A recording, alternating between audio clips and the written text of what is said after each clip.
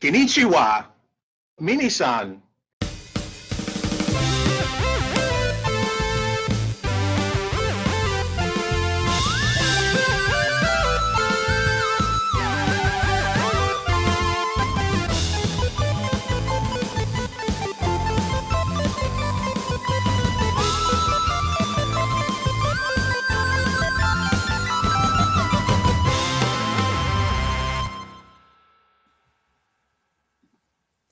Hello, and welcome to Famicast 310, your Famicast for the early part of February 2026. I'm your host, Danny Bivens, and right now I'm joined by JC. Famicast to go, baby. I'm keeping it retro with the intros leading up to the 15-year anniversary. Yeah? There it is. Oh, okay. Gotcha. Famicast to go. That's right. And we're also joined by Tyrone.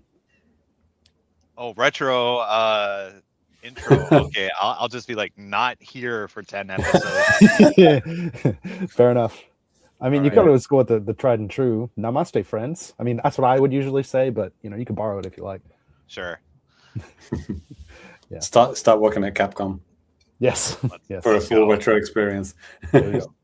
All right. Well, we've got another exciting episode for you guys today. Of course, there were two directs. Oh shit! What? Between What, the last episode, we had the Tomodachi Collection, Ah. Tomodachi Life Direct, which I did not watch. Not interested at all. Does not count. Kind of. So, and then last week on Thursday, we had the Nintendo Direct Partner Showcase on February 5th, and that's what we're going to be kicking off the episode with. So let's just go ahead and get right to it. Oh, This is where we'd usually say, "What time of the show is it?" And then James would say, It's a Nintendo Party Ticket recap. There it is. There we go. You brought it. Yeah. So Good luck, Mr. Subtitler. exactly. We'll Nice. have to see how that goes again. If any of you guys out there, if you're listening to the audio version or watching on YouTube later live, you're not going to see the text. It probably won't be as good as Quake 2, right? Oh boy. Yeah. I know. God. More on that later. Anyway. Yeah. So yeah, pretty lengthy Nintendo Direct happened just last week. We all checked it out in some form or another, I'm pretty sure. Watching it live, I watched the Japanese one. James, did you just watch a UK feed or? I did. It was at 11 p.m. Japan time, right? So Thank you. Yes. that put me out. That put me out of it. I'm like, okay, no, I'm already fast asleep at that point, Sure. having worked very early the next day. So I watched it like probably like lunchtime the next day. Yeah, Okay. the UK stream. Yeah, Sure. Yeah. Yeah. So- I mean, I don't think there were any Japanese people speaking though, were they? Like It's- necessitating subtitles. I don't think so. It seemed I'm Very Western. remembering. Well, the Western one was very Western. You watched the Japanese one, right? Obviously. Yeah. I mean, there were some things that did not show up on the Japanese feed, one of which I wanted to really talk about because it seemed really cool. But a few other some of the showcase or the sizzle reel stuff like that was different. They're showing like WWE 2K and a couple of other things like that. But yeah, and there were some exclusive things for Japan too, which I thought were pretty interesting and pretty cool, which we'll get to. But let's talk about our first game on the list here, and this, bear with me here, guys. So actually, it's kind of interesting because the Japanese Direct kicked off with baseball. Like, I'm not even kidding. Like, it kicked off with Shohei Ohtani showing up and helping introduce the first game of the Direct, which was nice sports analogy, by the way, Danny. You kicked off with baseball. Love it. The same sport too. It's kind of weird. Exactly. So no, Shohei Ohtani. Stone. As many of you know, I probably don't, but Shohei Ohtani is Konami's baseball ambassador. So he appears on like all their baseball games, Power Pros, Pro Spirits. The game that they announced at the Direct is Power Pros, the cute game. There's just another. Basically, it's Power Pros. Oh my god, that guy's face looks like an ass. Yes. What's going on? Yes. Yeah. So it is very cartoony if you haven't ever played the series or don't know much about it. But like the gameplay itself is actually very sim-like and pretty tough.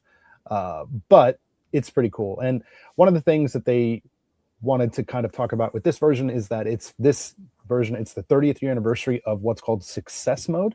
and that's like their story mode that they've had in the game for now 30 years. So they're saying there's going to be some new scenarios and stuff like that with that. Obviously, there's going to have this is a Japan exclusive. Have the Japanese baseball licensing, like all that type of stuff. Shohei Ohtani's in the game. There's supposed to be some kind of like a something you could do with him to, I don't remember. But anyways, this is day one for me. It seems kind of silly to me because they're going to release this in the summer, which is weird because baseball season starts at the end of March, but here we are. So right. But seriously, that guy whose face looked like an ass. This guy. This guy. Danny, do you know a Japanese character called Oshiri Tante? Yeah, it looks exactly like that. Which I think translates to butt detective. Yeah, it's like a kid's. Oh, Ty knows it as well. Yeah, I know all everyone's about seen it. Like everyone's seen it. If you've lived here, you've seen it somewhere, and you're like, "What is going on?" Sorry for doubting you, Ty. I apologize.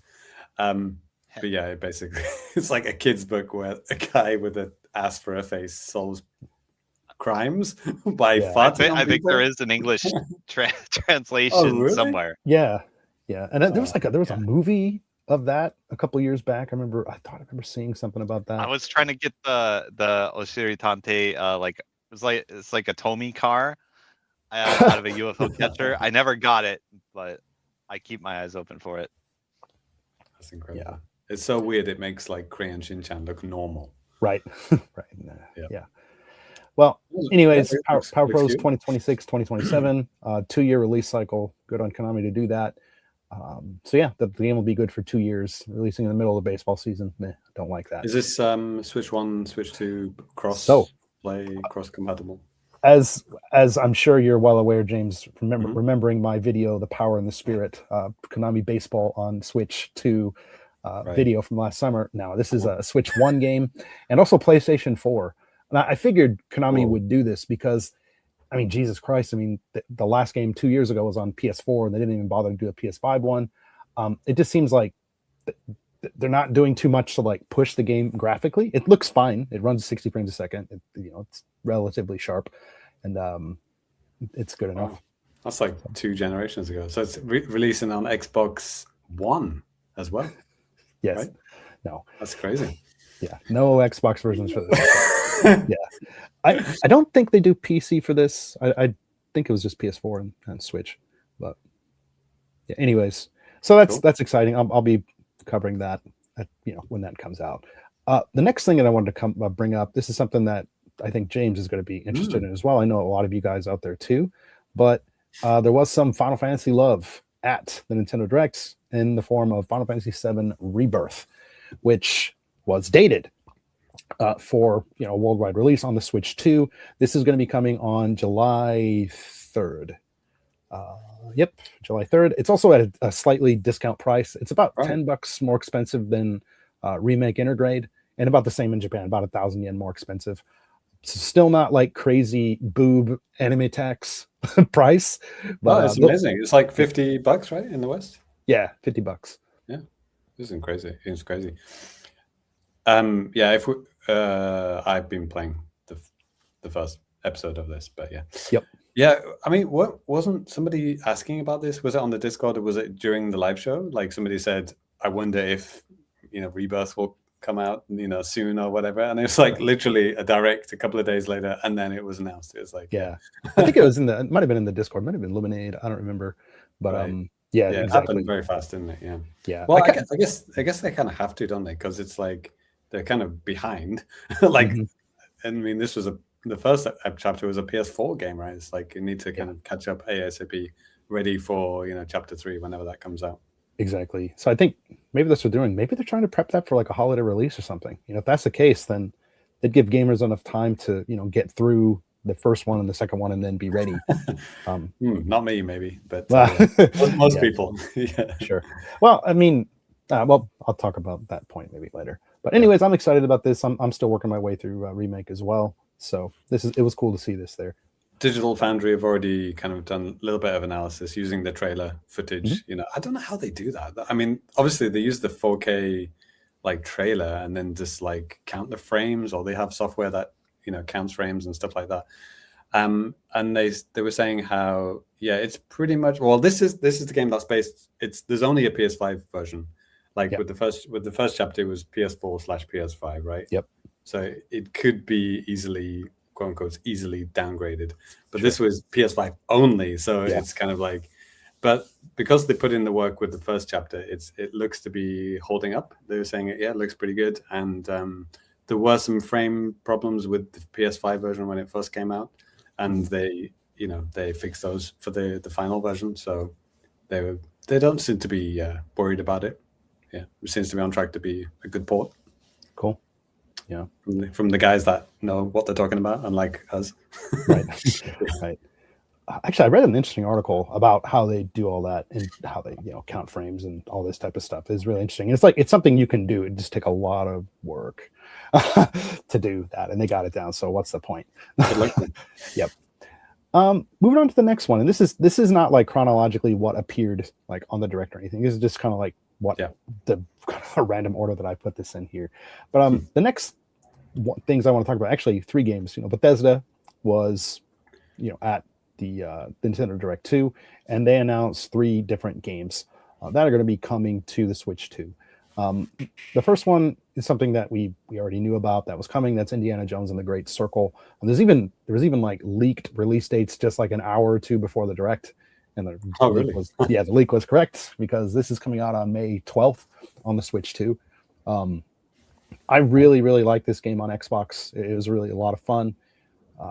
It's just great storytelling, a lot of cool action, fun gameplay, interesting puzzles. Doesn't make you feel too much like a dummy. So, it's great. But, the other 2 games that they announced too are Fallout 4 Anniversary Edition, which is actually coming out on February 24th, and then the Elder Scrolls 4 Oblivion Remastered. That's going to be coming sometime this year. So. Yeah, but it's kind of funny. I actually started watching the Fallout TV show on Amazon, and I haven't never played a Fallout game, so all of the kind of references are kind of going straight over my head.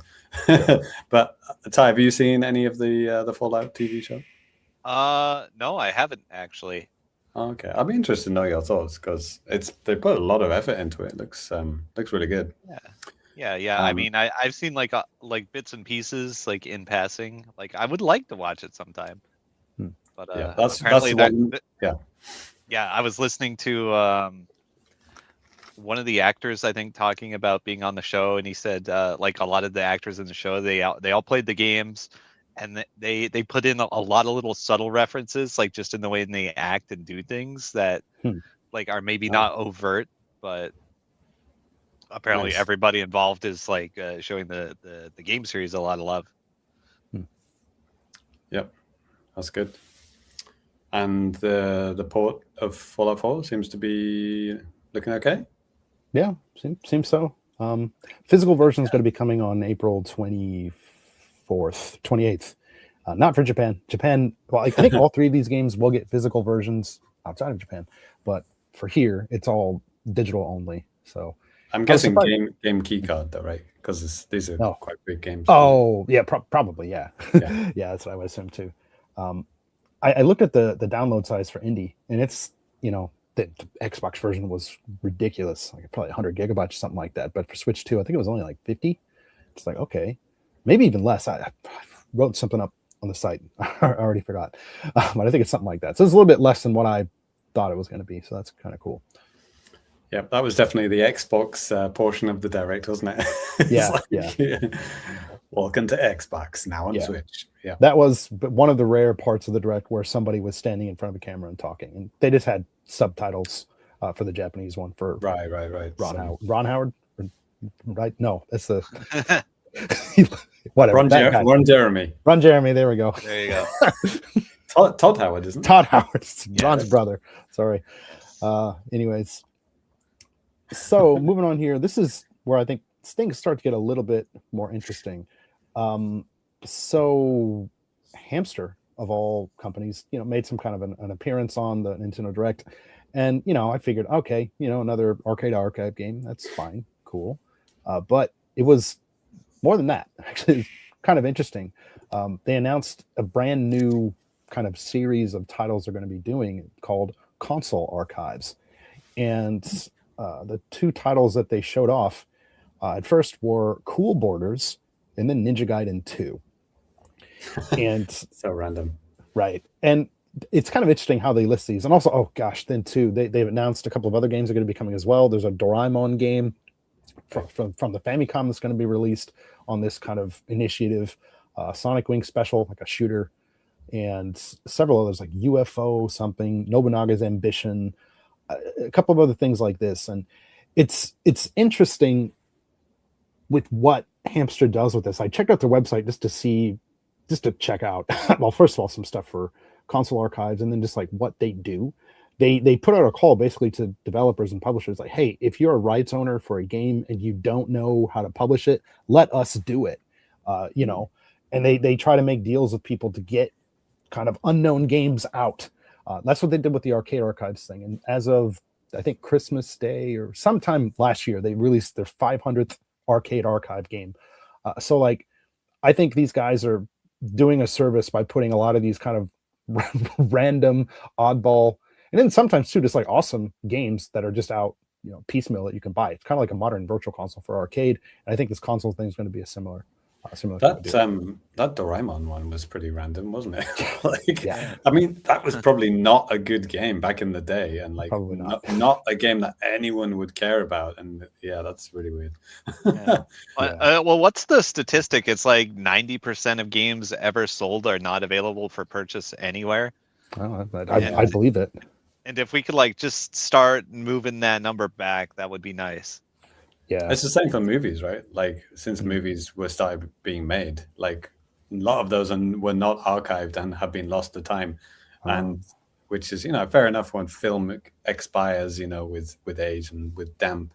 But it's like games, like, come on, man, this fucking digitally exists. Like fucking dump the ROM and preserve it, like, for God's sake, Jesus Christ. Some things are a little bit tougher though, like things that were on Satellaview or, you know, like that Sega channel. Or whatever, it might be a little bit more difficult with some of those things. I'm not trying to make excuses or anything, but there are some difficulties with it, I believe. But so the Cool Borders apparently was available on PlayStation, whatever. Yeah. I mean, you could play it on PS5 via whatever thing. Yeah, the classics, PlayStation Classics. Yeah. So I just watched a video on CVG. They Cool Borders is already out, right? It's out. Yeah. Like that and Ninja Gaiden are both out. I got Cool Borders, and I'll be talking about that later. Okay, so CVG did a kind of comparison video, and they pretty much were hating on the PlayStation version that you could download, because it basically does that kind of, you know, what happened to GTA Trilogy, Danny, where they just kind of blended everything into a mush. Like that's what they did on the PlayStation one. So it's kind of like everything is just kind of dithered and blurry and kind of like smooth, unnaturally smooth. Yeah. But the Switch one, the Switch Console Archives is like, you know, all of those crispy pixels that you would expect on a PS1 game, which I personally don't like. I prefer N64 crunchy pixels and crunchy polygons, to be honest. But, you know, some people like that PS1 stuff. And that is preserved authentically in this version. That's what I like about it. It's preserved authentically. It's a game from 1996. It's interesting how they do the naming convention for these. For even for the Doraemon game, they don't say Famicom. They say 8-bit. And then for like Cool Borders, they say 32-bit. You know, stuff like this. So it's like they're still paying homage to where they came from without saying where they came from. They've got to kind of sand off the officialness, like Sony. You got to sand off the Sony bits and everything. Yeah. Right? Cool Borders, it's such a weird thing to see that, because that was in North America and Europe. I think that was Sony published, whereas the company that made it, I forgot their name, Webco or something like that, they publish it here in Japan. But do we have 1080 on N64 app? Yep. We do, right? Yep. That's obviously the better game. So it is. But I mean, I'll talk about. Okay, there's a lot of things I want to say about Cool Borders. I'll save it for a new business later on. But anyways, I'm excited to see what they're going to be doing. They did have a list out. The years, right? They had it up to like 2004 or something. Like, you didn't see this? This was also in the CVG video. They're apparently somewhere on the Hamster website, they have a list of years, and they've got the the years of the games that they've just released on the console archives, whatever, like 1996, whatever. But then they had all of the years up to like 2004, which like takes you way into like GameCube and Wii, like, you know, Xbox version 1, all the way up to that era. So it's pretty exciting to think about what games might be released in that section. Yeah. Well, we do know what they're going to release, right? Because well, maybe Hamster had some kind of like a online meeting call or something. Like, it looked kind of boring, but they had a slide showing when some of these games are going to come out. Doraemon's supposed to be coming out on July 30th. And they also showed they also showed like some other titles too: Doraemon, Nobunaga's Ambition, Max, Daizemon Plus. It's like a shooter. There's a Daizemon 3D. It was on N64 where you can make your own like shooter stage. I don't know if you guys remember that. Okay. Stop making up games, Danny. Yes. Yeah, another one too. Rhapsody, a musical adventure from Nippon Software. Master of Monsters, Monster Rancher, Hop About, UFA, A Day in the Life. So they have some games that I don't really know anything about that they got locked down. So a game that I've been blathering on about for like probably 10 years at this point is like, Sega Rally. Sega Rally 1, Sega Rally 2, the fun game. Well, yeah, that exists on console and arcade. Like I would prefer the arcade version, but like, what would that be? Dreamcast, right? 64 Saturn or 128-bit. Oh, Saturn, yeah, Saturn. Yeah, Saturn was like, that was Sega Rally 1, right? On Saturn, I think. And then Sega Rally 2 was on Dreamcast. Am I getting that right? I had a Sega Rally on Dreamcast. I don't remember the number. Yeah, and there was like a remix version later on, maybe like 360 or something like that, right? But yeah. Okay. Ty, what Xbox or earlier games would you like to see on this console archives thing? So many. How much time you got? Well, maybe forget the license stuff, like Turtles or whatever, but like non-licensed stuff that's like likely to come out. Really? No more Doraemon games? Let's get some 64 up there. Right. Yeah. Whatever. You can work out a deal with the licensor. That's a good point, actually. Like, because that game was like made by Konami, and then whoever holds the rights to Doraemon, like, that's wild. That's huge. They just don't give a shit and say, "What? Okay, yeah, sure. Do we get money from it? Yeah, whatever." Yeah, I mean, I'm thinking of like all the random bullshit like licensed like Nintendo and Super Nintendo games. Like, we're never gonna get re-release of like Fester's Quest or Bill and Ted's Excellent Adventure. King Griffey Jr. Major League Baseball. I mean, like, I love that game. And like, so could we potentially get like N64 stuff, like stuff that Nintendo would never publish, right? Possibly. I mean, then again, too, it's like it depends on like what people are willing to do to try to get their stuff on the Nintendo, subscription service, or if they think it's better to do something console archive. It's still pretty new, so. But like, one thing to keep in mind too, Arcade Archives release like every week and have for like 10 years or something. I think they started in 2014. So we'll find out soon enough, basically. Yeah. So.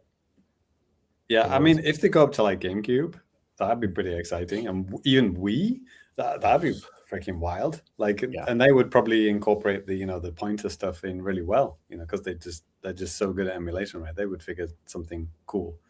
Coming in 2034. Yeah. All right. Okay. Well, next. Yeah, we should keep moving on. Next one is a pretty interesting game that was showed. I didn't really even know what to think about this when it popped up. This is Tokyo Scramble. It's kind of like this. Basically, it takes place under Tokyo. You're taking control of this girl, and you're trying to like avoid these essentially like dinosaurs that are running around down there. You can't like attack. Typical Tuesday in Tokyo. Yeah. You can't attack anything, but you're trying to not get detected. Sometimes you can use the environments to, hit creatures and stuff like that. Game has game share support with up to 4 players, where it looks like the other players can just like tell you where the dinosaurs are from different angles and like help you out. So that's like online and local game share as well. Well, I don't think it's quite as good as that actually. Isn't it like separating the controls? Like one guy does the camera, one guy does the apps on your phone, and one guy does something else. Oh, God. So Yeah, it could be an absolute fucking disaster. I mean, if you're doing game share, which is already kind of a little bit sluggish. Yeah. Well, like I wouldn't say sluggish. It's smooth, but it just looks bad. Yeah, exactly. Like, can you move the camera a little bit, please? And it's like, I want to see that in that corner, and the guy just doesn't know what it looks like. It's like, all I can see is a gray mush. Right. I can't see the dinosaur. Yeah. Yeah. But This it's- actually comes out. Yeah, this comes out tomorrow on February 12th. Oh, right on. Right in time for Halloween. Right. I mean, Yes. Valentine's Day. I mean, sorry. What? Or Halloween. Take your pick. I don't know where that came from. Yeah. I thought you were trying to make a joke. Yes. Yeah. Anyways, interesting. I'm not interested. Yeah. That's a budget game, isn't it? It's just It like is. what, $30, 30 $3,000? bucks. Yeah, 3,200 yen, something like that. So, Ty, what do you think about this from seeing like this trailer? It looks kind of fun, but the way you guys described it right now with the splitting up control duties, that sounds kind of insane to me. I'm not sure if that's the case. If that is the case, That's optional. That's Yeah, optional, that sounded like a fever dream. Like what is happening here? No, that was just an optional thing. It's like, if you want to, Okay. you can. Yeah. All right, might be fun. But I don't know, stealth games. I like a whole game around stealth. I mean, even stealth sections of games are very annoying. Like a whole game about it, I'm not sure. Sure. Yeah, we'll wait for the reviews on that one. Right. Yeah. Anyways, well, moving on. Next. Yeah. Ooh, next one. Actually, this is something that got a demo, and I played that demo. And it's actually really, really awesome. And this is none other than Pragmata, which, like I said, has a demo. This is coming out on April 24th. Yeah, I mean, it's just a really cool third-person, action game. From the looks of it, you're like, oh, generic, military type of shooter with crazy, weird robots and a little girl that's kind of borderline creepy. You're not wrong, but Megan looking girl, yeah. Yeah, but like, I think the cool aspect of this is this aspect where the little girl, she'll jump on you, and then you use like her AI powers to essentially kind of like hack into the enemy characters or like the environment, and then you could basically shoot out. You have like more powerful attacks and stuff like that. It's kind of laid out as a grid on the screen while you're aiming. If you press the aim button, these enemies are coming towards you, and then you could press the face buttons to basically go like up, down, left, or right, and you're trying to get to like a green little area, and then if you hit that, you can basically do more damage to the enemies. There's even like another option for like staggering enemies. It's like yellow one. If you mess up on this stuff too, then you kind of have to restart it, or something. You get some kind of like a cooldown penalty or something. But I remember Genki talking about this at TGS. Yeah. Is this on PS5 as well? Or? I think it's coming to everything, like all the big yeah. boy consoles and Switch too. Okay. Right, because there's Amiibo as well, right? Yeah, that's right. That's right. I guess that's that's just for the Switch version. Right, Switch right. 2. Right. So yeah. Balls was asking in our Discord if this is also coming on Switch 1, but this is Switch 2 only. Yeah. I think the Switch 1 would probably just internally melt if it tried to run this game. I imagine they probably could kick it down or something, but yeah. Just catch up on the chat here really quick. Something like earlier in the evening, NES Link 1986. I love the Famicast. Same. What? Azeek's in there too. When we were talking about some of those the games for that I was listing off the games for the console archives, fake or real. Yes. And he suggested bring back Auto Modelista from Capcom. Yeah, I want to try that out. Actually. Yeah, I would say that. It's a good shout. Yeah, bring back Buck Bumble. Yeah, let's try that one too. Hell Yeah. They do have some weird stuff on the NSO already, which I didn't think they would ever bring. Like they have Trouble. Turok, right? Yeah, Tonic Trouble and Forsaken 64. It's like, what? So fucking random. Yeah, I remember when that came out. Yeah. Anyways, so Pragmata is awesome. I had a really good time with the demo. It's really short too. Like I think some demos can like overstay their welcome in some cases, but like this isn't like you carry over your save data or anything. This is just giving you a very small piece of the game to play. But like there's even like a big boss that you face, but like literally you can finish the demo in like 20 minutes and you can replay it and try to like get high scores and stuff like that too. Did you play this at TGS, Danny? No, I didn't, because I wasn't interested, because I was like, it's not even coming to Switch 2. I want to play stuff that's coming out on Nintendo stuff. You know what I mean? Like the irony. Yeah, right. Yeah, so I'm not sure. I'm just wondering if this is the like TGS demo. Oh, yeah, that's exactly what I was thinking too. Yeah. AZ, Genki, get in here. Right. AZ Kier. I bought Minnesota Play Forsaken, but there were no lesbians. Oh. What? I don't know. Yeah. Yeah. Anyways, if you have a Switch 2, download the demo. It's like only 2 gigabytes. It's not even that big. And it won't take much of your time either. Pretty cool. Cool. So Yeah, I'll check it out. yeah. Ty, any interest in that one? Looks like I it know might you're be not one fun. for like. I know you're not one for like picking up like new stuff like right off the bat or anything, but Yeah, I don't know. You know, it looks like Resident Evil 4 with Yeah. more numbers than I'd like, but it might be really fun.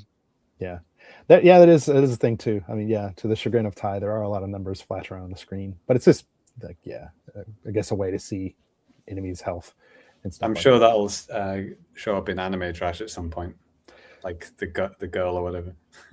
Yeah. Cool.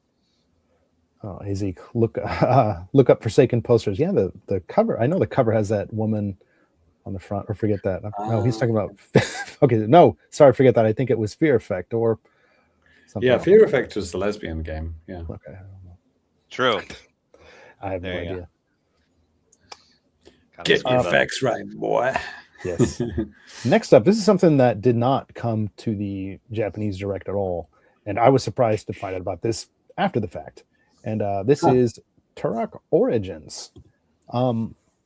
Interestingly, yeah. Interestingly, this was apparently showed off originally at the Game Awards in 2024 for like PS5 and Xbox Series systems and PC. Then it just kind of disappeared for a while until right now. And this first third-person shooter, this is coming out this fall for all those systems, including Switch 2. I think it looks really cool. There is like some cooperative play you can play with up to 3 others or 4 players and stuff like that. But You know, you said first person, but this looks like a lot of third person. you can change it to first if you want to. Okay. Yeah, I don't know. Yeah. Yeah, they talk about it at some point in the trailer. They're showing off they Alright, want to show off the models first, I guess. Yeah. But yeah, playing a Turok game in third person, fucking weird. Right. Yeah. All right then. Well, yeah, it does look very, I mean, generic third person shoot 'em. It looks shooter very, to very Gears of War. Yeah. I mean, that logo looks so fucking 1998 as well. Jesus Christ. yeah, no, I think it's perfect. Danny's I mean, Perfect. brilliant. Yeah. Danny's loving it. Did you guys ever watch Prey, the Predator movie? The newest, well, not the newest one, like 2022. Yeah, it's like a Predator prequel, right? Yeah. Yeah, like take place in like the 1700s or something like that. And basically, Predator's spaceship like goes to a place where like Native Americans are, and it's he's like fighting them. It's it was awesome. pretty good. Yeah, it's pretty good. I liked it. I remember the trailers. Yeah, it's awesome. I love it. Anyways, like some of the designs of the Native American characters here, or native people, I don't think they're necessarily Americans. Kind of remind me of some of those. That's kind of cool. That's right. Back when dinosaurs were in America. Yeah. With Yeah. people fighting them. Yeah. That's the way it was. That old chestnut. One of the last things I have a video for here that I want to share with you guys. This is a Japan exclusive, and this is something that I didn't expect. And because I just assumed like maybe this came or showed up on the bless you. Maybe this showed up on the American one too, or the North American one too, or whatever. But no, this is the Goemon collection coming out on the Nintendo Switch here on Nintendo Switch, PS4, I think Steam as well. And that's coming out on July 2nd. 13 games are in here. Most of them are from Famicom, Super Nintendo, and then Game Boy and Game Boy Color. A lot of them are action ones. There's some RPGs and stuff like that. I was really disappointed that there was no N64 Goemon included. I thought this is the perfect opportunity, and they just missed it. So, Dang. We're gonna need collection 2. Right. Exactly. Oh God, with only the 2 N64 games, great. Ty, I did you think play? I think people would be confused by the thumbnail for this live show with Goemon on. It's like, why are you talking about Goemon? Like, yep, I didn't know about this. Okay. Yeah. Like I said, 13 games. It's apparently the 40th anniversary of Goemon. So I was like, okay. Hey, add that to the list. We were Right. talking about that last episode, weren't we? Yeah. So pre-order now. So does it have the N64 3D one? It doesn't. Like you just stepped out for a sec, but no N64 stuff on this one. So yes, I said too. I have to wait for a collection too. Yeah, I love that game. I had that game on 64. Me too. Okay, loved it. It was the first game because I bought a boxed copy on eBay in 2004. The first ever, I think, online purchase I made, like gaming related. I had to use my dad's credit card, literally. Wow. He helped me set it up. Yeah. That was the first time I thought I knew games could be funny. It's like, wow. It was True. Great game, but not on this collection. Yeah. Anyways, I thought that was kind of interesting. Just to kind of, there's one other game I mentioned in our agenda, a couple others actually, but there was the Bomberman or Super Bomberman collection that came out, and first, I was surprised that was on the English speaking one as well. So I just assumed that the Goemon stuff would be, but no. Yeah, well, Bomberman's always been popular everywhere, right? Sure. Goemon, not so much. Yeah, exactly. A lot of the games that are in that Goemon collection have not released outside of Japan, so it makes sense. It's not coming here. I'm sorry, it's not coming to the West at all. Goemon, no English version. Like, does it have an eShop page yet? Or yeah, it does. I think it was only Japanese. Maybe I'll double check it. Only Nihongo, yeah. Yep. Full review on the Famicast.com. Yes. Coming soon. Yeah. I mean, I like Goemon, but like I don't know. I don't have any connection to these Famicom or Super Famicom games, so it's like I'm just not really interested. Yeah, they're very, very different from the 64 one. Yeah. Other than I that, did play the first one on Super Nintendo a lot. It's actually Legend a of really good game. Legend of Mystical Ninja. The US title, Legend of the Mystical Ninja. Yeah. Definitely some localization choices in that one. Yeah, I bet. It's a good game though. Sure. The Adventures of Elliot got a release date as well. That's the new HD 2D thing coming out for not 3DS, geez. God. A Zelda-like game that's coming out on June 18th. Were there any other games that you guys thought were interesting that we missed? Yes. Okay. There was a Cold-Decept game in there for 5 seconds. Yes. There was a lot more than 5 seconds on the Japanese one. All right. I'll have to check that out later. I watched the US one and it was on there. And it doesn't even show you enough of the game to understand like what it is you do. Yeah. But I played some of the games in the series and I still don't understand what I'm doing. Please enlighten me. It seems like the opposite kind of a game that I would like, but I like it a lot. I actually just bought a copy of the Japanese Xbox 360 version. It's right here in my hand. Wow. The Set of Saga. Right, just a visual aid at arm's reach. So it plays like a trading card game and Monopoly at the same time. It's like, you have like a Yu-Gi-Oh or a Magic the Gathering battle when somebody lands on your fucking park place, and there's spell cards and shit, and it's a lot of fun. So it's kind of a deck builder, kind of a Monopoly kind of game. I would recommend it. It's fun. Yeah, I just couldn't get into it. Like there was a demo on the 3DS years ago. I think I played it at TGS too. It's just like I just can't get into card games. But that surprised I fucking me. hate card games, but I like this game. It surprised me that you're interested in that. That's interesting. I don't know. It just clicks for me. It's a lot of fun.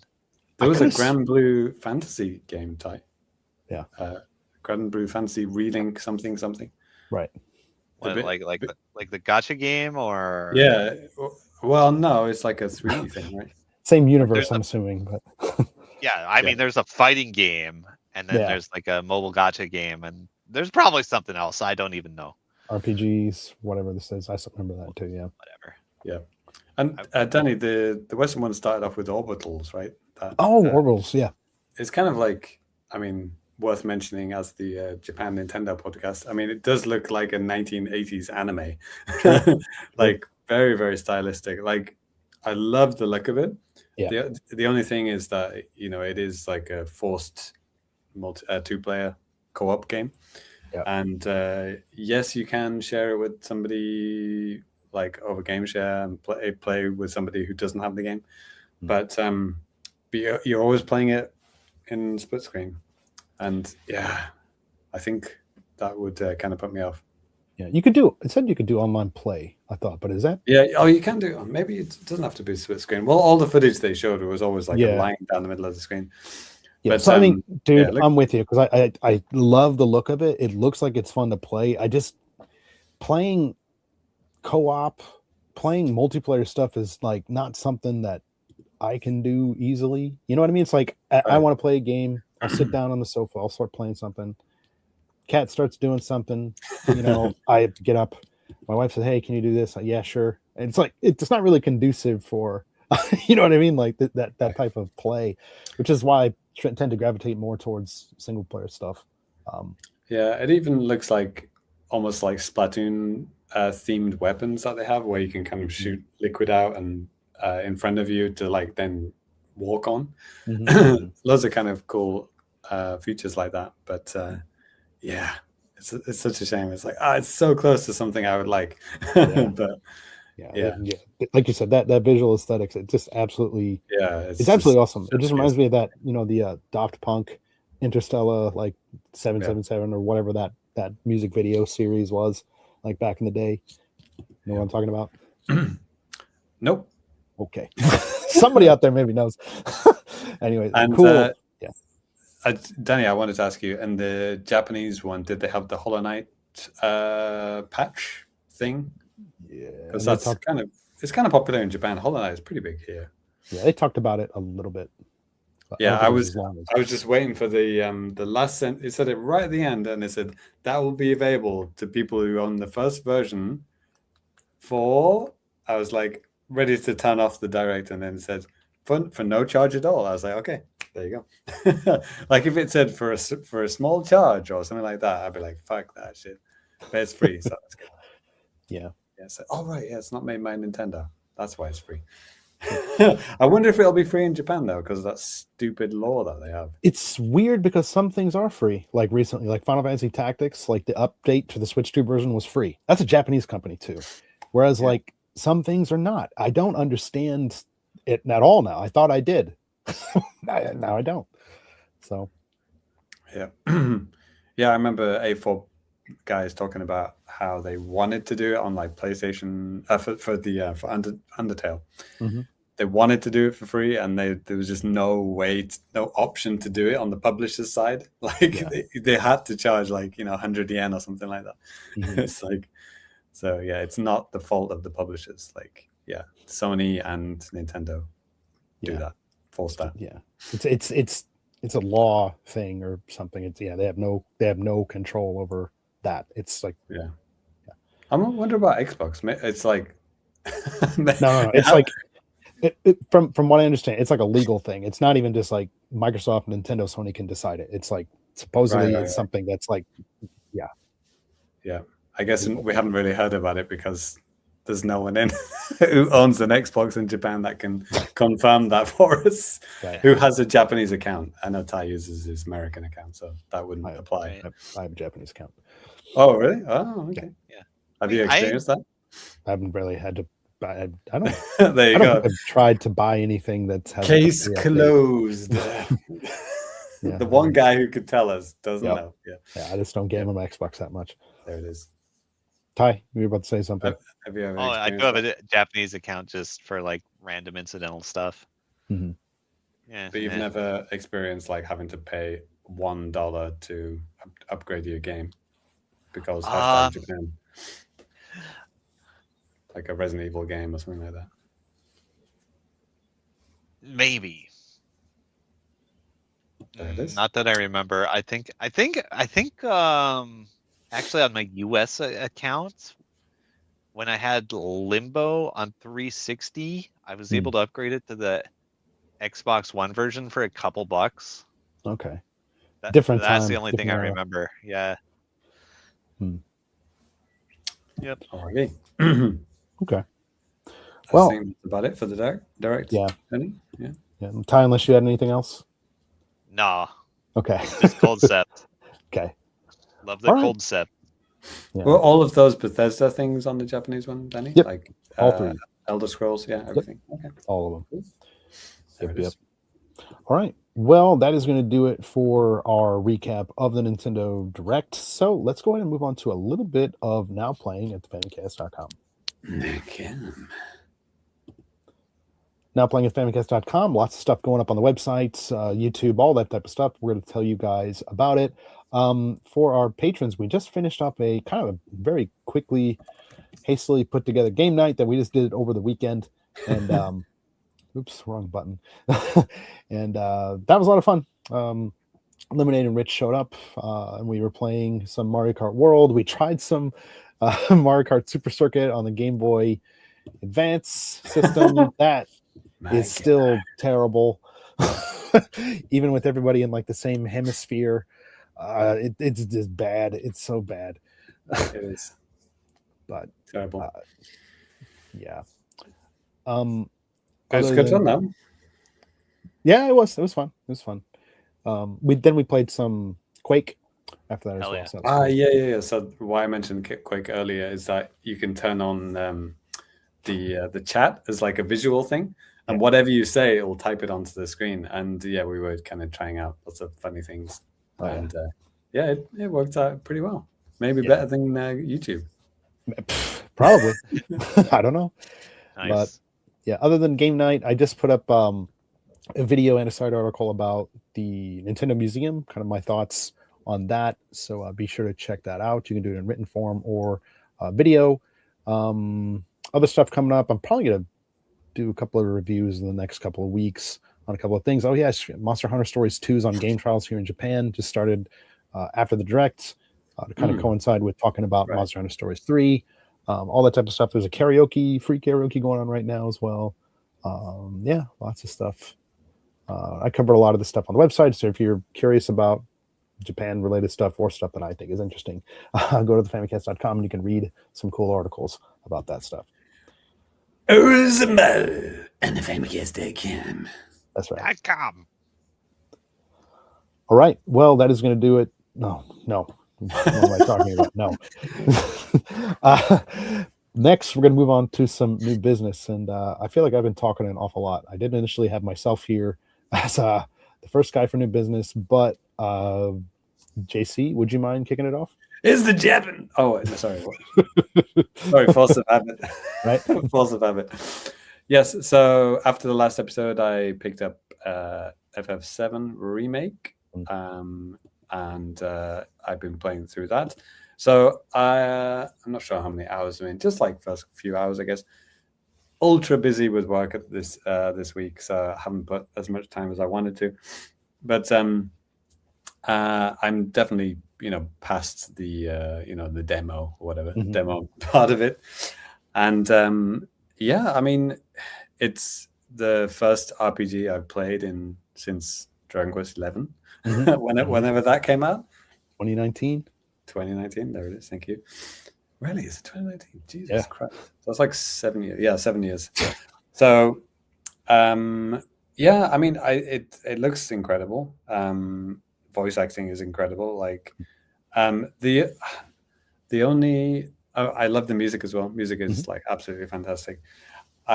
It's the only kind of negative thing I have towards it is like maybe just because I'm totally unfamiliar with this game. Like, this is my first time playing Final Fantasy VII in any form, and it's like the what's it called, the scrapyard area or whatever, the kind of the town, the what do you call it, the shanty town area. Like I find it really kind of annoying to navigate. And like it's maybe it's because I'm used to like other games where they just give you can tap up on the D-pad and it'll just give you an arrow and like which direction to go. And it doesn't have that. Like it doesn't like, and the Tifa is like following you around, and you can't like talk to her and she'll say like, oh, go this way or something like there's nothing like that. It's like you can press like pause or whatever and look at the map, and you can press X and it'll tell you in relation to where you are which direction to go. But then you kind of find yourself getting coordinated, like which way am I facing? What I mean, is it that way? Let me give you a very helpful tip, because I think the default is that out there. If you press, I think it's ZL or maybe L, you can bring up just like a little thing. It's like a little bar across the top, and you can see like a point. And if you point the camera in the right area, it says like, okay, you're X meters away from your location. You press it again, you get a map in the right hand side of your screen, which are very, very, very useful to do. I mean, still, I do like a little map, like a tiny. Yeah, like you can see on the screen right now. There's a tiny map on the upper right hand. Oh yeah, I do have that. That's what I mean. Like, I don't like the direction that you're facing, and then you'll go in that way, and it'll be just like a brick wall, and like, but the map doesn't really show that, or it's like lots of kind of invisible walls in this game, which I guess that is how it was on PS1, because everything's pre-rendered. Yeah, I mean, it's kind of like that. This is not an open world game. It is very linear in that case. In that, just for that. So I can understand that. Yeah. I mean, you can't compare it to like something like Breath of the Wild or Tears of the Kingdom, where you can just jump on anything. No. This is like very much the opposite of that. Like you can't jump on anything. You can't go on top of anything. You can't do any interaction with anything. It's just like, if you removed the kind of the pre-rendered, well, it's not pre-rendered, but like, you know what I mean? Like, just showed the hitboxes. It would just be like it would just be like a green corridor and then a block. It would just be like where you can go is so limited. Yeah. And I guess it's just something I have to get used to. Sure. But, you will. And then especially once you start getting used to the areas and stuff like that, you're like, okay, I know where to go and blah, blah, blah. Yeah. I think too, like it is very linear. And I think that's a good way for them to hide, basically to make it so you could kind of focus on stuff that looks good. You can hide, imperfections in graphics and stuff like that, because you don't have all this. You don't have to have all this stuff in like all this detail on the screen at once. Right. Do you have a first person viewpoint? Can you? Yeah. Can you look through the eyes of Cloud and like look around? I'm not sure actually. I don't think so, but you can't, right? Yeah, that's another thing that I thought was kind of lacking. Like you can move the camera pretty much anywhere. Yeah. And you can look at anything. It's like it's very flexible, and it's really nice to kind of look at the scenery and stuff. But sometimes you just kind of like wish, it'd be nice to kind of just do first person and just kind of look directly at what I want to look at. Sure. Because there's like, especially in that kind of junk town area, there's so many people, and they kind of like get in the way, and it's like, it's all of these non NPCs just like chatting and getting in the way and stuff like that. It really does feel like a real place. It's like the amount of voice acting and animation in this game is, it's really incredible. Like it's so like a step up from like let's just say Dragon Quest XI, sure. Which was like, anime, cute chibi anime style to this like, photorealistic style. This is like, for me, this is like a huge leap in graphics from what I'm used to, like being a Nintendo gamer. No, I mean, me too. I mean, it's like, dude, like, I played like indie last year on, Xbox, and it looked amazing, like really amazing. But, early on the Switch's life cycle, I was kind of playing more PS4 stuff, so I could see kind of more cutting edge at the time. But then, shortly thereafter that, I just started playing more stuff on the Switch. So then kind of when I would randomly go back to something on, more powerful hardware, it just kind of amazed me how good games can actually look. And it's kind of the same with this, playing, Final Fantasy VII Remake on the Switch too. It's like, this is really a really, really good looking game. So much damn detail. It's great. Oh, one nice little surprise I had in the first kind of scenes of the game. You you're hanging out with that group of people. Yeah. The voice actor, I think they're called like Wedge and Biggs, which Star Wars is reference. Star Wars reference, right? I don't know which one it is, but did you recognize the voice, Danny? For the fat guy? Yeah. I know I heard it somewhere. Oh, you didn't get it? Oh man, Breaking Bad. Come on, that's a big hint. Breaking Bad. Yeah, I knew immediately. It's not Walter White. I know that. No. Jesse. It's Badger. Badger. Skinny Pete and Badger. Really? Okay. You know Skinny Pete, right? I know Skinny Pete. I'm trying to think who the hell's the other guy. God. Badger's the guy who's always with Skinny Pete. They're always together. It's like kind of like a silly. It's kind of a little bit dumb kind of guy. Mhm. Always wears like a kind of fluffy hat. Yeah, I have to go back. That's Badger. Anyway. Okay, that's cool. Yeah. Badger, I don't think he was in Better Call Saul. Maybe he was briefly as like a cameo type thing. But yeah, I was like, oh shit, that's Badger. That's amazing. That they got his voice. He's the only one that I recognize. But yeah, I thought it was pretty cool. I didn't realize this game came out after Breaking Bad, right? Breaking Bad was just like 2020. quite a while back. 2020 when this one came Yeah, out. yeah. So, Yeah, definitely. But yeah, that was pretty cool. Yeah, the voice acting is great. So yeah, looking forward to keep going on. It seems to be, I don't know if I accidentally turned on some option, but I seem to have like a lot of money. I thought I just chose normal, but like, did I select something? I was like, why do I have like 80,000 gil or whatever? Yeah. I'd say you can go, if you go into the options, you can actually see if something's turned on or whateber and turn it on. No, I did. There's nothing's turned on. This is like from the start of the game. So like maybe it was like the options at the start. Is it that? Because I remember there was like easy and then easy something. Normal, and like easy classic or normal classic. Yeah. Maybe I chose classic. Is classic harder or easier? I don't know. Must be kind of harder. That's what I'm doing. Classic. Maybe you have more control over the battle stuff. Oh, so I just chose normal, thinking it would just be regular difficulty. But I guess that gives you more money. Anyway. Yeah. But yeah, I'm not arguing. I say, oh, cool. I can just upgrade all my shit immediately. Brilliant. It's a lot easier that way. Just take it. Actually, Izzy, because a funny comment here. Badger's actor was also in Star Wars Wii motion lightsaber game ad. Really? A game ad. Okay. Neat. Okay. Cool. Like the guy in Super Nintendo advert from the 90s, who's now kind of a big Hollywood actor. All right. There you go. Boom. There we go. Okay, I was thinking on the same wavelength here. Yeah, and he did a remake of when the Switch 2 came out. Right. You see that? Yeah. That was pretty fun. So you're about, I think I saw 2 hours or so, James, in the game. Maybe I think it's more. Yeah. Well, you looked at 2 hours. Okay. Yeah, sounds about right. I just reached about 19. I'm about halfway through. So yes, we'll see. I'm pretty much done with the last semester, so I'll be able to put in a lot more games from now on. Actually, next couple of months I don't have much work. So, awesome. Yep, more game time. Gamers, rise up. Right.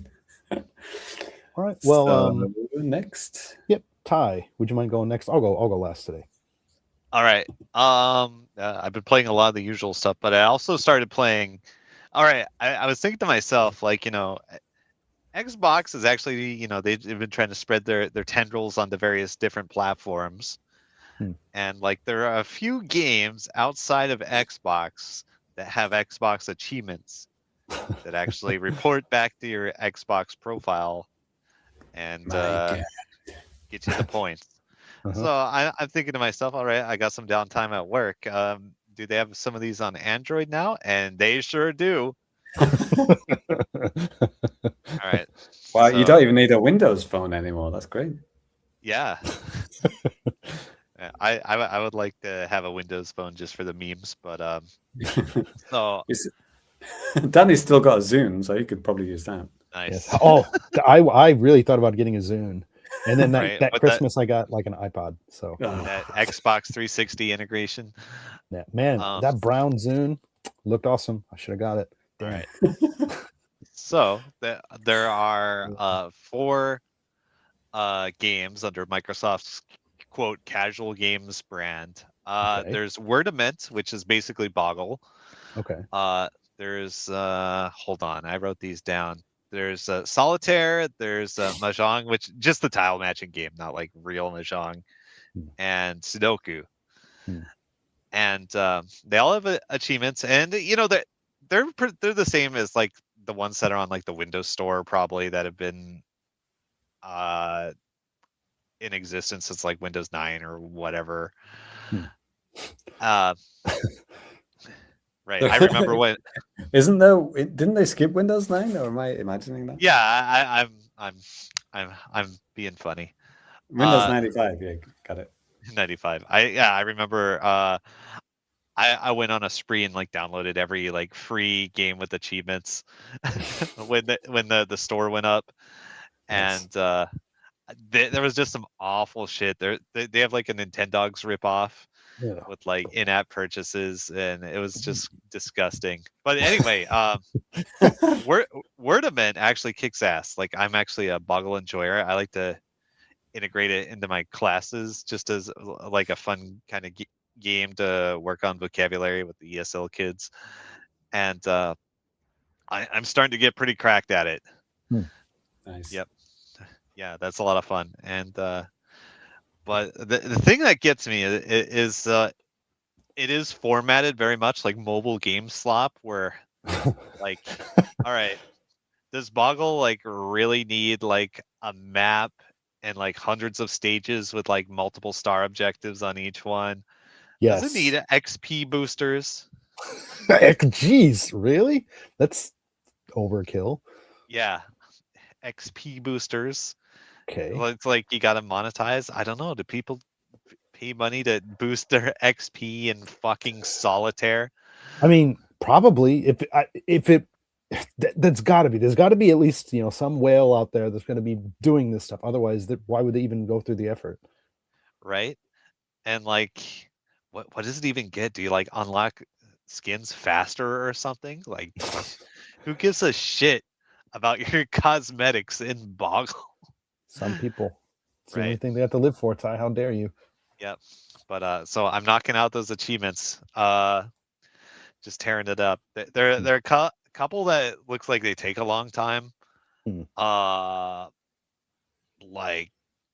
I think I have to do like I think I have to play the games for like a year to get all the achievements, just because like there's like monthly challenges. Okay, so that's the long haul. Okay. Yeah, I mean you don't have to play it a lot. Yeah, just I wonder if I can like fudge it with the data on my phone or something. Well, with always online connected shit, yeah, probably not. Yeah, we'll see. Yeah, but, give it a shot. Who knows? Yeah. I mean, other than that, the achievements don't look hard, so I'll probably knock them out sooner or later. I mean, it's at work. It's like it's not like I can just like get on and start grinding on Street Fighter. Depends on where you work, I suppose. Yeah, but I actually genuinely enjoy Wordament. It's a really good game. It is a nice game to like just like you pod the letters, you find the matches. It's fun. It's endorphins, and some people like Sudoku, I guess. I remember the first time maybe a lot of Nintendo fans too were introduced to Sudoku through Brain Age, and that was awesome. Like it was really fun at first, and then now it's like I tried playing it since. And I just like, oh my god, I kind of forgot my strategies and stuff, how to play. It's awful. Yeah. And they're free. They show up on your Microsoft account. It shows up on my Discord status for some reason. But yeah, I like them. So just on the topic of mobile stuff, it does kind of on Brain Age too. It seems baffling to me that Nintendo didn't release Brain Age on mobile. Like even as a free to play. Just to get the Nintendo name out there. I mean, shit. Even the Switch version that they did, it's like you have to play it with the console standing up. So it's like this, and it's like on a fucking Android device essentially. It's just like they could have done this. Nah, they need to bring back the app that lets you put in your Miis into like sexually suggestive photos. Mitomo. Yeah, the one. Yeah, we had 10 years ago. Holy shit. Yeah, though the memes that came out of that were so good. Well, we're doing- I remembered some of them now. Maybe I'll share them on the Discord later. That was great fun. Yeah. Yeah. Yeah. That was that Nintendo's first app or Yes. second? Yeah. Yes. Nice, pretty good. Let's see. So maybe I'll just drive by the other bullshit I've been playing. I've been playing a lot of video games, the usual ones. Right. I finished the Street Fighter 6 pass. I kind of had to jump on and grind for that. That was cool. Unlock some stuff. Nikkei is getting a collab with some fucking anime starting tomorrow. Okay. Yep. Dead by Daylight got a patch last night. 2v8 went up. I played for like 6 hours with Jinsei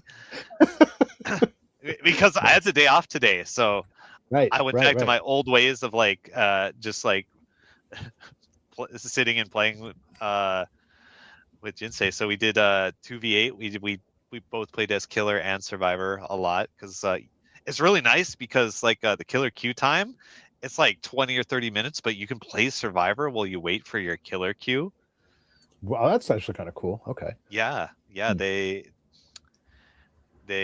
implemented that like in the previous 2v8, and it works really well. Actually, I'm very pleased with it.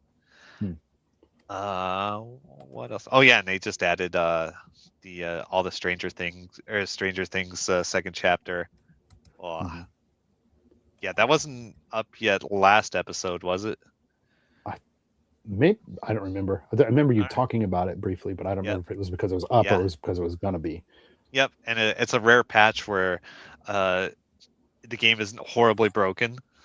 Isn't horribly broken or is? Yeah, it isn't. That's the rarity. Okay. Game is usually buggy and stupid. Now it's only stupid. Win-win. How many hours have you played again? 5,000. I regret every one of them. Yes. You're playing it right now, aren't you? Yeah. I have Nikkei open right now. I was seeing if I had enough resources to level up. I'm at level 573. It's a Konami number. You may have seen that in the Discord. Why is that the Konami number?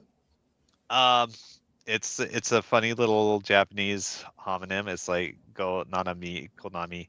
Oh, okay. I thought it was the directions on the D-pad for like a fighting game. Yeah, I saw that. I saw that and I was like, I don't know.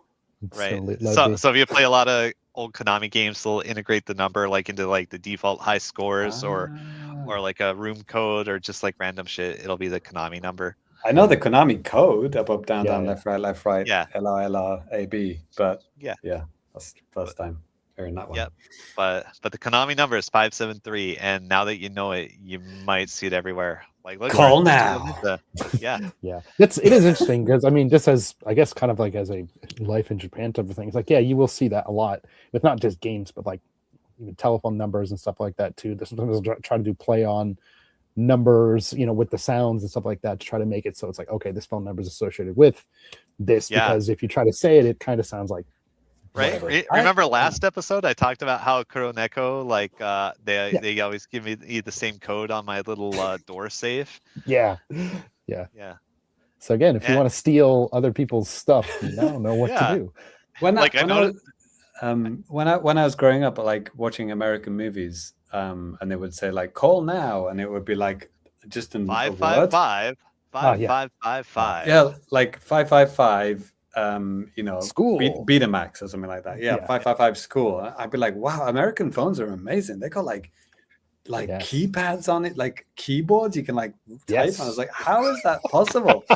Young games. No, it's just like you just push the number what the letters on. It's like it's not. It's so fucking weird. Yeah, I remember even seeing that as like a very small kid. I was like, how the fuck is anybody supposed to go? What number is this? Yeah, right. Yeah, same deal. Yeah, in Asian countries, not just Japan, China as well. Like websites will sometimes just be numbers. So it'd be like www.888.jp because that's the the number that is the same pronunciation as the company or something like that. Like, it makes no sense for English speakers, but like, it's like, san Q. It sounds like thank you, Right. Which would be 3-9, right? So it's like thank you, www.thankyou.jp, things like that. Right. Yeah. Yep. The more you know. Yep. So that's why I've been playing. Oh, and I've also been playing Phasmophobia. Oh, nice. Trying to get the fucking ultimate gold skull challenge. It's a pain in the ass.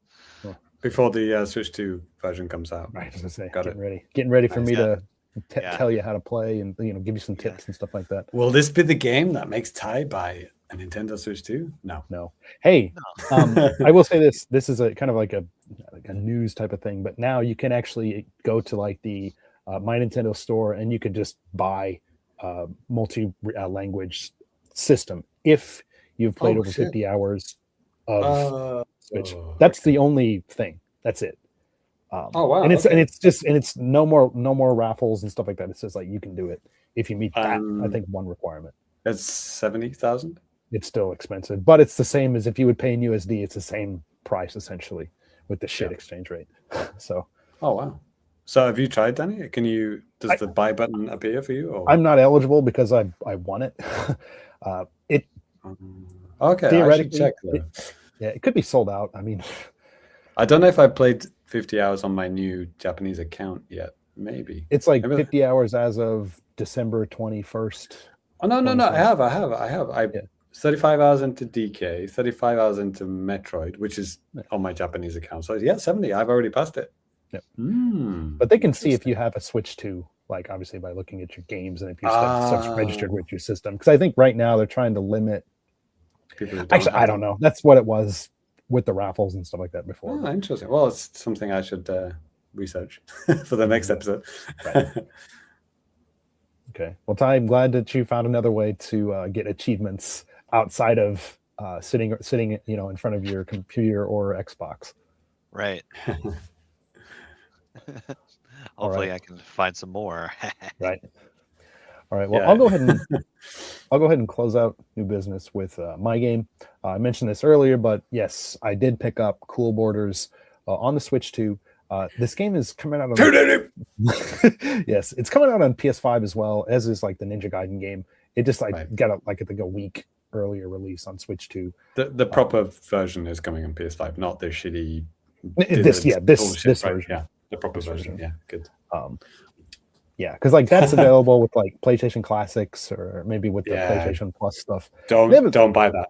Don't buy that version. It's like a part of like a subscription collection type of thing. But similar to a lot of the arcade stuff, there's a lot of customization that you can do. You can customize your controls, button mapping, all that type of stuff, save states, all that type of stuff. There's manuals that you can look at and everything as well. Again, this is, Cool Borders originally released in 1996 in Japan. I think it was maybe early 97 outside of Japan and Europe and North America. But very early, basic 3D snowboarding game. I remember I'd played one of the games in the series. It wasn't this one because it's probably like a demo disc or something. And I remember back in the day just thinking, because I think it was after I had played 1080. And 1080 is just a freaking masterpiece, like on the N64. Oh, yeah. It's just such an amazing game. But thinking about this game in the context of like 1996, I think there's a lot of really impressive stuff that it does. They have several boards that you can choose from. Then you can do colors of them. You can either choose a male or female. There's 4 different models that you can choose from as well. They have the characters themselves have no bearing on statistics or anything. It's just the boards that have higher speed, better handling, or better tricks or something like that. But like what this is, in the base game, you only have 3 tracks, and there are like 3 criteria that you're kind of graded on when you go through these races. First, it's like time. You're trying to beat like the overall time, and then like lap times. There's tricks that you can do, and you're basically trying to get like high scores. There are 2 unlockable courses that you can get by basically nailing all of them, and so I think. For a PS1 game, especially for like 1996, there's a lot of cool like little effects that are happening. You can see snow getting kicked up behind the racer, and stuff like that. I think it runs. I mean, this is like, obviously an updated version and stuff like that, but I think it runs pretty smoothly as well. 60 frames. Yeah, yeah. But tumble off the mountain. You gotta watch it too. Die. Yeah. With the controls too, because 1080, it's all about, you have to kind of keep a hold of a button to like kind of keep going fast and stuff like that. There is a jump that you do here, and it's a little bit tricky because like I was kind of confused on how to do some kinds of tricks. Basically, if you hold down like the jump button, and like let's say you hold like a direction, the longer you're holding down that jump button, and then up to the point where you release it, then you can do like more spins in the air or something like that. A little complicated and a little weird, but yeah. Was this an arcade game as well? I don't think so. Okay. May very arcadey, isn't it? Yeah. Looks like it with the timer and everything. Yeah, maybe it could. Maybe it was. I'm not sure. I definitely know it was PS1. So, gives me having some trouble through some big rocks. But yeah, I mean it is very arcadey. Yeah, there's no story mode or anything like that. It's just. And this came out in 96? 96 in Japan, maybe 97 in elsewhere. So 1080 in October 98 in Europe, April 98 in the US, and February 98 in Japan. Yeah. So yeah, a lot later. But yeah, it was so much better. But yeah, also came out 2 years after. So. Right. Yeah. Cool. Are there any kind of interesting kind of additions to this version, like the hamster version?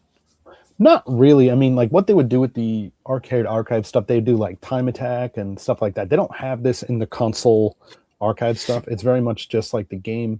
And then you could, those filters and stuff like that, you can do actually a lot of different filters, scan lines and stuff, wallpapers. You can even make what it. We're looking at now. Yeah, exactly. I just kind of randomly that you brought that up, and that's like where I had it in this video. But yeah, virtual memory card, nice. yeah. Virtual memory card. I mean, you can save, like if you press in like the right joystick, that'll bring up like this menu where you can see a bunch of other like stuff for console arcade games. And even the manual, is that like a scanned version of the original manual? Or? No, unfortunately, no. It's just very much not. Just modern text. Yeah, that's okay. They have like some good explanations on like all this stuff, like how to start basic operations, tricks, command lists, and stuff like that. But it's all like modern, not in like the original style. It's a little disappointing, but it's practical. So Hamster sometimes add like kind of modern things to old games, like like online stuff or something extra modes and stuff like that, right? Sometimes. Caravan mode. Yeah. Like all the arcade games have those, I think, were applicable. Most of them, because you think arcade game. Does it have a 2-player mode, by the way, Danny? Good question. I didn't even think about it because it's just like, who the hell am I going to play with? Maybe. Yeah, because I don't remember split screen. Well, definitely not 4-player was not popular on PS1 or even possible, right? There's an adapter, but yeah. Yeah, but that was more of an N64 thing, obviously.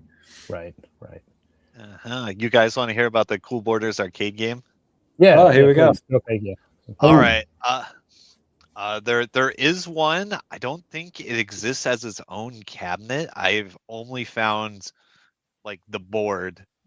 Okay. And you stand on it, right? Yeah. No. I mean like the board. PCB that goes inside a cabinet. I think it only exists as a conversion kit. What was that game? Like I definitely remember playing a snowboarding game. There's a number. Yeah, there was a number of games like that, and Cool Borders is not one of them. There was another game that is often confused with Cool Borders. It probably had a similar name, but there was a Cool Borders arcade game, and you play it with a standard joystick and buttons. Yeah, and it looks just like the PS1 game. Danny just teleported through a wall. Yep. Danny's so shocked by his terrible gameplay that he muted himself. Yes. No, it was a jump. It was like a cliff or something. And I I didn't realize it was coming, so I probably, if I would have held B, I could have got a higher jump, but I did press it too late, or it wasn't this stuff. Straight through it instead. Straight into like the side of it, full speed, boom, dead. But get to pop up right afterwards. Failure. Pretty much. Yeah, at first I was kind of having some trouble with some of the controls, a little bit, especially like I said, the tricks. But after kind of reading a little bit more about it online, and also just kind of reading the manual here, just like how to do stuff. You can do flips and stuff too. Yeah, but it's like, it's hard to, because you can only do tricks that count for points at certain parts of the map, which is kind of annoying, because it's like, oh, you got to get like 2,500 points. Like the best I've done is like 916. Because it's like, what the hell tricks am I supposed to do? So I just need to work out a little bit more. But yeah, Nintendo probably studied this game and just like, yeah, how can we make this game good and better? Yeah. And that's what they did. A lot of cool Borders games on the PlayStation, though. I think there were at least 3 in the original PlayStation. And Right. Yeah. so there is that. And the arcade. So Yeah, it came out in English even. I was reading the English manual. ooh, Yeah. cool. Yeah. Well, It anyways, looks like, shit, I'm gonna be honest. what year is it from? I didn't catch the year, but Okay. yeah, you know, late 90s. Yeah, so it's like, it's gonna look like shit. All right. Well, I think that is going to do it for me in new business. Here in a couple of minutes for the video viewers, we're going to go ahead and move on to some Ty's anime trash. But Hell yeah. JC, you gotta head out. I got to bounce, guys, but Okay. it was fun. So, yeah, today's the February 11th.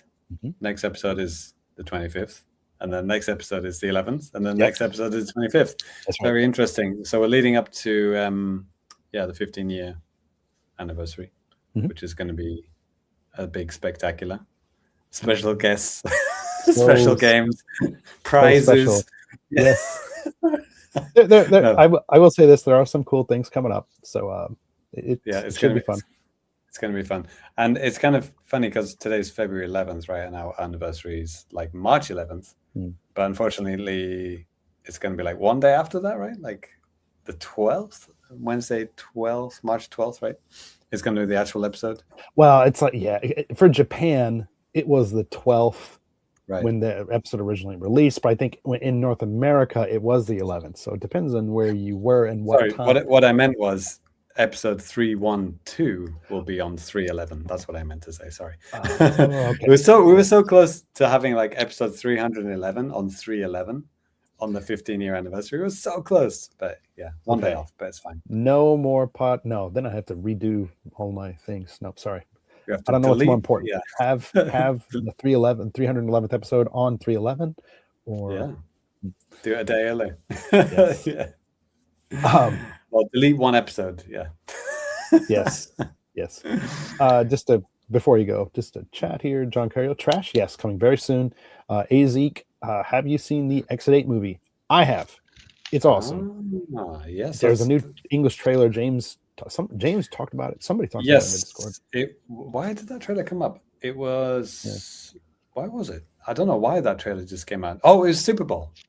Yeah, there were a lot of Super Bowl trailers, and maybe I'm not sure if it was shown at the Super Bowl, but like, it was on like lots of new trailers got released on that day, and that just happened to be that one. I was watching the Super Bowl. I don't remember seeing. No, I don't think. I don't think it was at the Super Bowl, but it was just like it just happened to release alongside of about 100 other movie trailers, and so there's an English subtitle version, but not dubbed. So I'm not sure how well that'll go down in America. Hey, if I wanted to read, I read a book. I think those type of people would not be interested in this movie, anyways.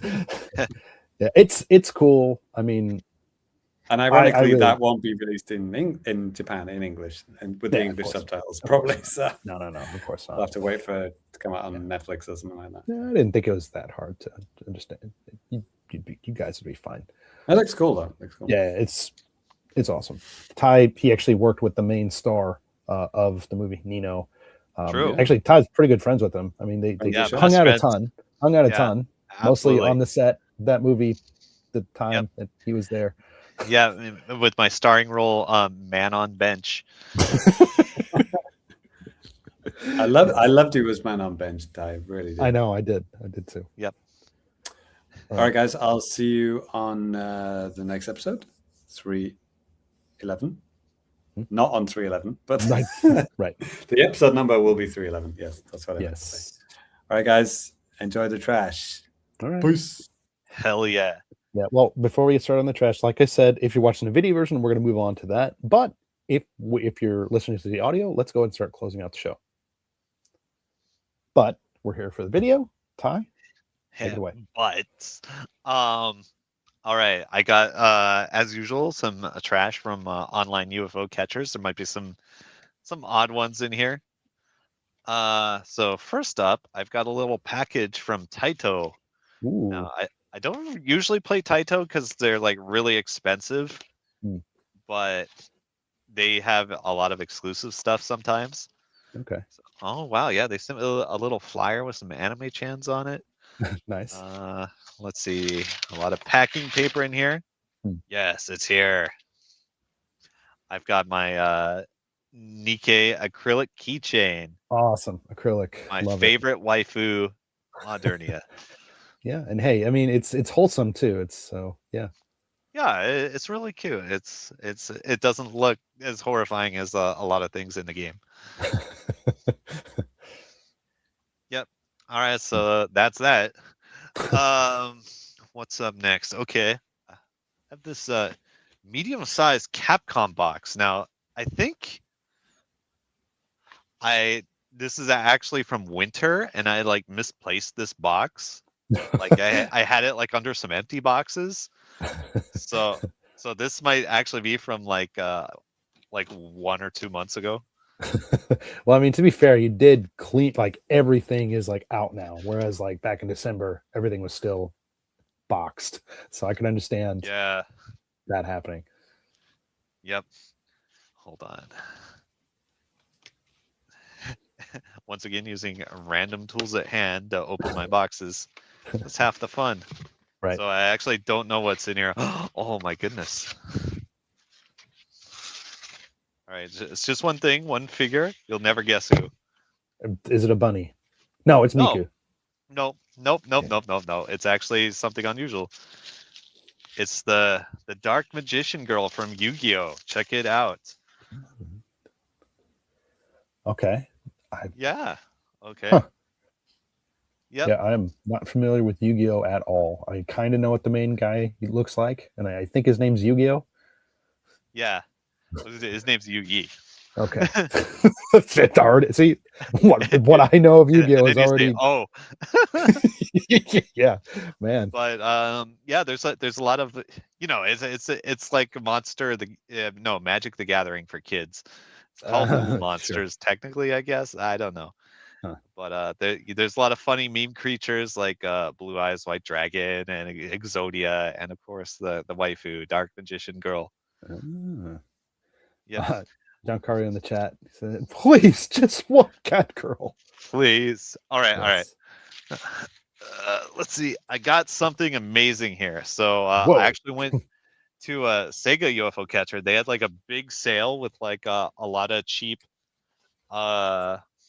plays for some of their fucking games. That is a cool box. Yeah, like they sent me this really cool box, and that's a technical problem, and like the staff, like they didn't even talk to me. They just like fixed it and like gave me a free prize, and I'm like, oh shit. So I have to give a big shout out to the Sega UFO catcher. Not to be confused with Golton, which is like the former Sega one, but this is a Sega one. It's not very confusing. Not confusing at all, actually. Yeah. So let's see what waifu bullshit we have in here. Oh my goodness. Journey misplaced the tool? No, there you go. Nail clippers this time. Hey. All right, that works. Oh my goodness. They taped this one up real good. All right, we're making progress. Do you know what it is? Or I have no idea. I think it's 3 or more waifu figures and possibly some free stickers. Okay. That's my estimate. Capcom has another box in the mail for me right now. I was hoping it would be here today, but it wasn't. Because it contains a very special thing for you, Danny Bivens. Me? Yes. I remember being in that box. All right. I'm in. Hacker voice. I'm in. All right. Yep. There's the shipping itinerary. A lot of these funny little plastic bubbles. Yep. Those are kind of fun to destroy later. Oh yeah. All right. Here we go. All right. Yeah. She's back as Albedo. There we go. This time she's a horny nurse.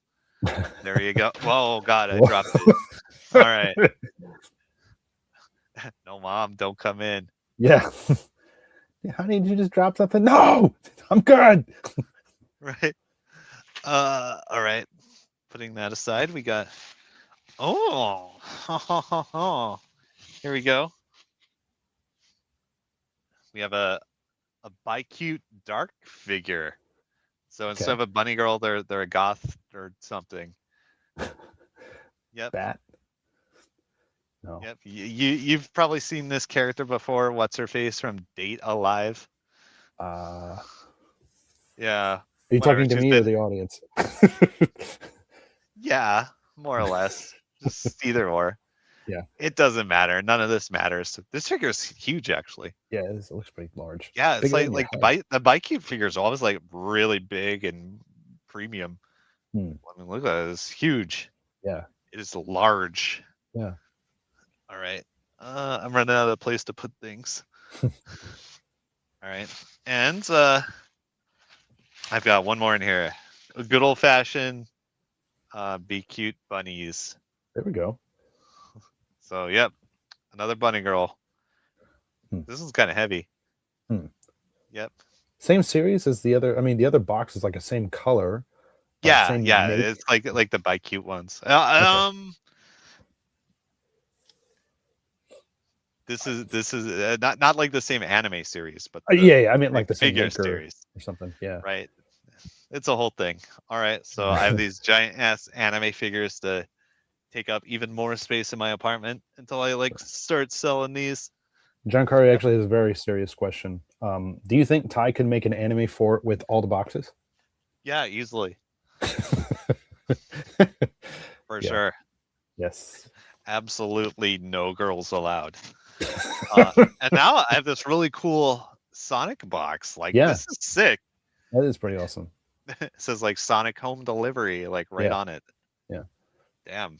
This is baller actually. All right. So that's anime trash for today. Damn. Yeah. Yeah. I think I'm actually gonna use my Modernia keychain.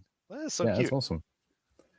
Yeah, shit. Even me, as a guy who likes just empty boxes, I will throw down money for certain empty boxes too. You actually got that cool one for free.